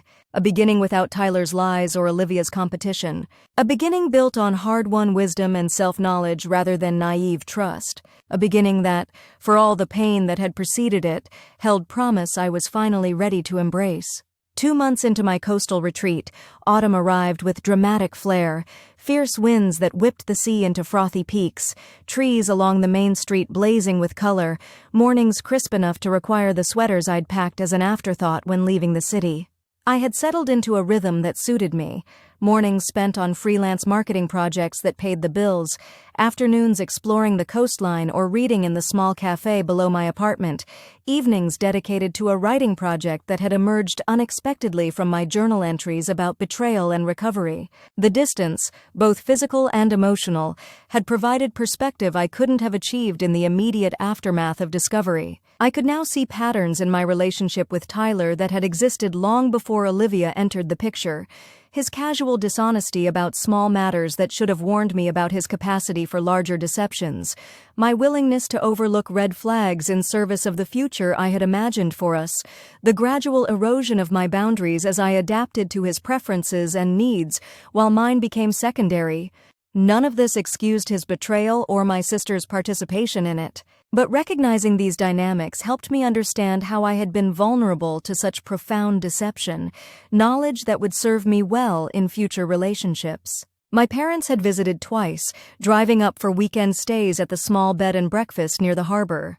They never pressed for details about my plans beyond the 3-month lease, never suggested I was hiding rather than healing. Instead, they simply showed up, bringing home-cooked meals frozen in containers that filled my small refrigerator, walking with me along the beaches I had come to know intimately, listening when I felt like talking and respecting my silence when I didn't. During their second visit, my mother cautiously mentioned Olivia. "She asks about you," Mom said as we watched the sunset from my balcony. "Every time we speak. Not pushing, just wanting to know you're okay." I nodded, unsurprised. "James called me. Did she tell you?" "No." My mother looked genuinely startled. "When was this?" "About a week after the reunion. He seems decent. Better than she deserves, maybe." Mom studied my face carefully. "Does that bother you? That she's still happy with him despite what happened?" I considered the question, realizing with mild surprise that my answer had changed over the past weeks. Not as much as it did. I wouldn't wish unhappiness on her now, even after everything. That's progress, I guess. "It is," my mother agreed quietly. "Significant progress." We sat in companionable silence for a while before she spoke again. "The wedding is on hold. She told James she couldn't go through with it until she had at least tried to make amends with you. Not expecting forgiveness, she said, but needing to take responsibility face to face." The information settled in my chest, neither welcome nor unwelcome, simply a fact to be acknowledged. "I'm not ready for that," I said honestly. "I don't know when I will be." "No one expects you to be," my mother assured me, reaching over to squeeze my hand. "Least of all Olivia? She knows this is your timeline, not hers." The conversation shifted to other topics, but Olivia remained on my mind after my parents left. Not constantly, not painfully, but present in a way she hadn't been before. A puzzle I was gradually becoming curious to solve, rather than a wound too tender to examine. It was around this time that I received an unexpected email from Tyler's mother, Martha. We had always gotten along well during my relationship with her son, though our contact had been limited to holiday gatherings and occasional dinners when she visited the city. "Dear Emma," she wrote, "I've debated sending this email for weeks, uncertain if it would be welcome or intrusive. If it's the latter, please simply delete it and know that I understand completely. Tyler told me what happened, both his betrayal and your method of exposing it. While I cannot condone his actions and have made my disappointment abundantly clear to him, I wanted you to know that I still hold you in the highest regard. You were faced with an impossible situation and responded with a courage that, frankly, I'm not sure I would have possessed in similar circumstances. I won't burden you with updates about Tyler's life or emotional state, as I imagine that's the last thing you need or want. I write only to say that I miss your presence in our family and to wish you healing and happiness wherever your path leads next. With affection and respect, Martha." The email brought unexpected tears, not for Tyler or what we had lost, but for the peripheral casualties of betrayal, the connections severed as collateral damage when relationships implode. I had liked Martha, had imagined her as a mother-in-law someday, another future erased by her son's actions. I responded briefly, thanking her for reaching out and assuring her that her email was welcome rather than intrusive. I didn't ask about Tyler, and she didn't offer further information in her quick reply, just warm wishes and an open invitation to contact her if I ever wanted to. These incremental shifts, being able to discuss Olivia without rage, corresponding civilly with Tyler's mother, recognizing unhealthy patterns in my past relationship, marked progress that was both subtle and profound. The raw wound of betrayal was gradually transforming into a scar, still visible, occasionally tender when pressed, but no longer actively bleeding. As my 3-month lease approached its conclusion, I found myself facing the decision I had been postponing. What next? Return to the city and my old job? Stay in this coastal town that had become an unexpected sanctuary? Explore somewhere entirely new? The question crystallized one stormy afternoon as I sat in the bookstore below my apartment, nursing a cup of tea while rain lashed against the windows. Eleanor, the proprietor who had become something of a mentor during my stay, settled into the armchair opposite mine with her own steaming mug. "Lease is almost up," she commented without preamble. "Any thoughts about your next move?" I smiled at her directness, a quality I had come to appreciate. "Many thoughts. No decisions." She nodded, unsurprised. "Fear or uncertainty? There's a difference, you know." "Both, I think," I admitted after consideration. "Fear of making the wrong choice. Uncertainty about what the right choice even looks like." Eleanor sipped her tea thoughtfully. "When I was about your age, a bit older perhaps, I faced a similar crossroads. My marriage had ended badly, my academic career had stalled, and I found myself paralyzed by indecision. Should I fight for tenure at an institution that clearly didn't value my work? Move to be near family who meant well but reminded me constantly of my perceived failures? Start completely fresh somewhere no one knew my history? I leaned forward, drawn in by this glimpse into her past. "What did you do?" I asked myself one question, she said, setting down her mug with precision. "Not what should I do, or what's the safest choice, but simply, what do I want?" She let the question hang between us, its simplicity deceptive. "That sounds easier than it is," I observed. "Indeed." Her smile was knowing. "Most of us spend so much time considering expectations, our own and others, that we lose sight of genuine desire. But once I allowed myself to answer that question honestly, the path became surprisingly clear. What did I want? Not what made logical sense, or what would please my parents, or what would best demonstrate that I had moved on from betrayal. What did Emma, stripped of all external pressures and expectations, actually want? The question followed me up the stairs to my apartment, lingered as I prepared a simple dinner, echoed as I lay in bed listening to rain against the roof. What did I want? The answer came not in a flash of insight, but in a series of smaller realizations over the following days. I wanted work that engaged me creatively, not just paid the bills. I wanted community without suffocation, independence without isolation. I wanted space to continue healing without defining myself solely by past wounds. And I wanted, this realization was perhaps the most surprising, to eventually face Olivia again. Not immediately, not without boundaries, but someday. There were questions only she could answer, explanations only she could provide. Our relationship might never return to what it had been, but unresolved anger and avoided confrontation weren't serving my healing process. With these wants identified, decisions became clearer. I would not return to my old job in the city, which had been secure but unfulfilling. Instead, I accepted a remote position with a boutique marketing firm that specialized in environmental nonprofits, work aligned with my values that would allow me flexibility of location. I would not stay in this specific coastal town, which had served its purpose as a healing space, but now felt too removed from the life I wanted to build. Nor would I return to the city where memories of Tyler lurked around every corner.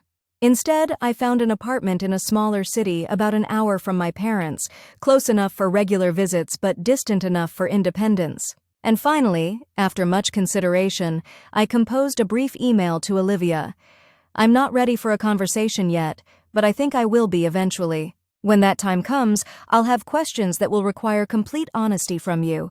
I'll expect answers that might be painful for both of us. I can't promise forgiveness or reconciliation, only a willingness to listen. If that's something you can accept, we can revisit this in a few months." Her response came within minutes, as if she had been waiting by her phone for just such an opening. "Yes. Whenever you're ready, however you want to approach it, whatever questions you need to ask. Thank you for even considering this possibility. It's more than I deserve."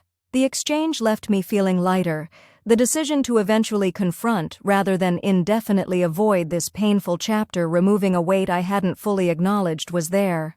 My final week in the coastal town passed in a blur of packing, goodbyes, and unexpected moments of nostalgia for a place that had been meant as temporary refuge, but had become something more significant.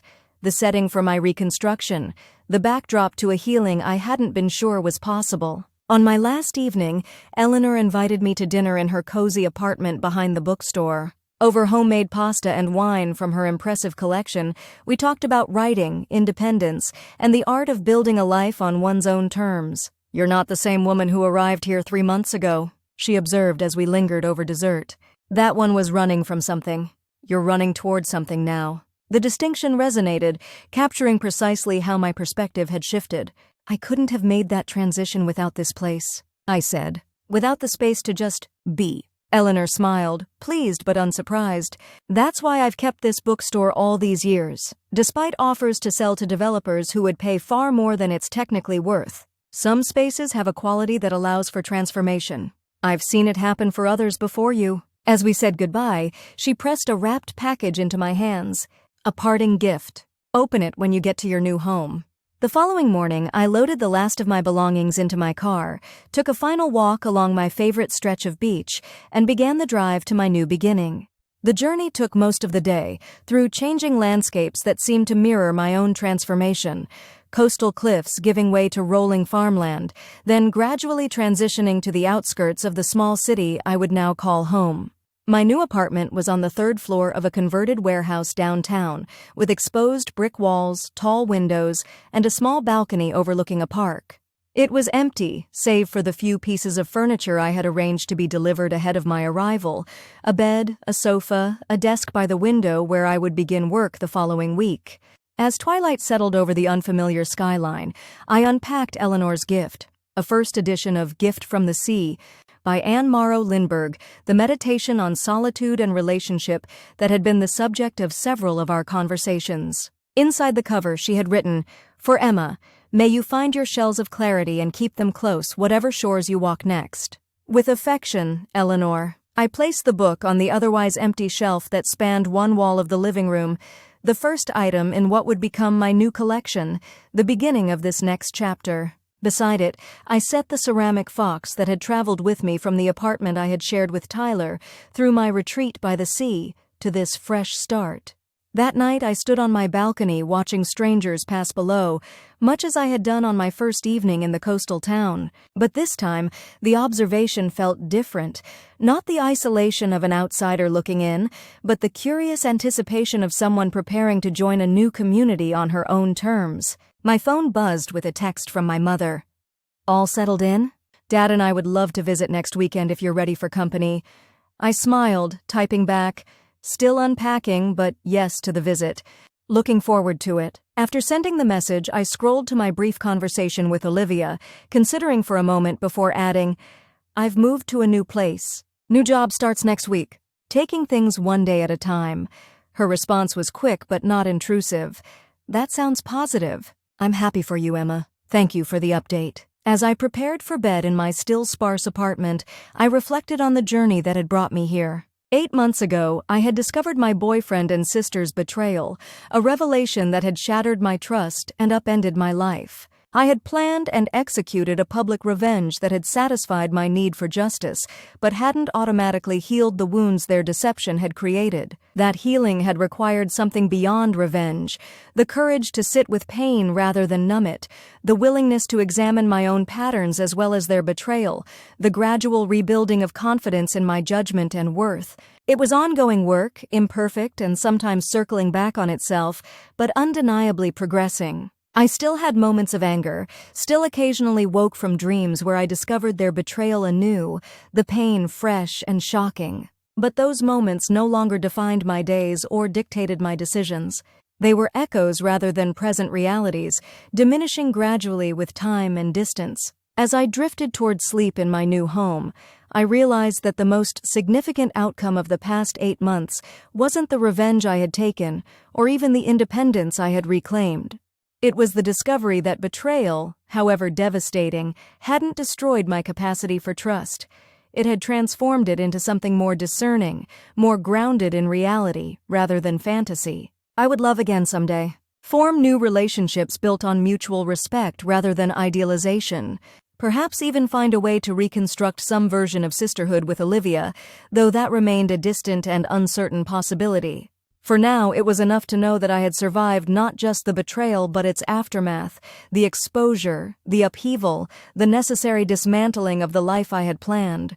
More than survived, I had emerged with a clearer understanding of my own strength and resilience, my non-negotiable boundaries, my capacity for growth even from the most painful experiences. The revenge had been necessary, a declaration of my own worth, a refusal to be silently victimized. But the healing that followed, the deliberate reconstruction of my life on my own terms, that was the true victory. Not over Tyler or Olivia, but over the fear and insecurity their betrayal had temporarily instilled. Tomorrow would bring new challenges, unpacking boxes, arranging furniture, preparing for my first day at the new job.